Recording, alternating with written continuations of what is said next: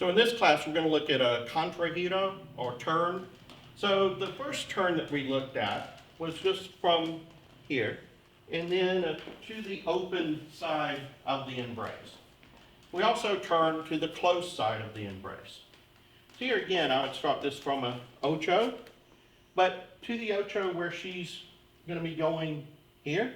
So instead of taking a side step here and stepping with her, I'm going to lead her to go around me, take that ocho. So it's an overturned ocho. See how much Shelley's pivoting here. It's a big pivot. As I lead her to do that, I'm going to step on the other side of her foot. And there we've got a turn. She's just doing the molinete to the other side. She's going back, side, and then we can exit out.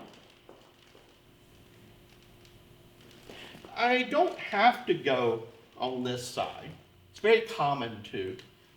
But I could just go here as well.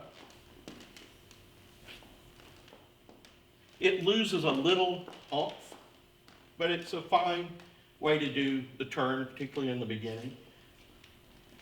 But this stepping around gives it an extra... Makes it more dynamic to me. Yeah. I feel it. And notice the timing of it. Here we're going slow, quick, slow, slow, and out. Something that we often combine with this step.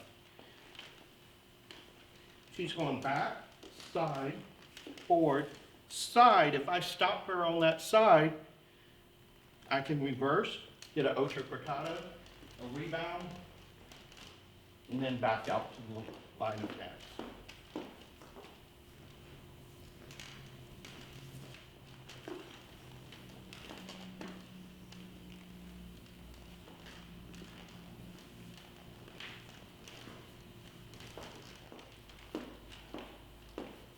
Because if you look at the ocho cortado, it happens from her going outside partner or taking a forward cross step and then a side. Well, that happens here. There's her forward cross, her side,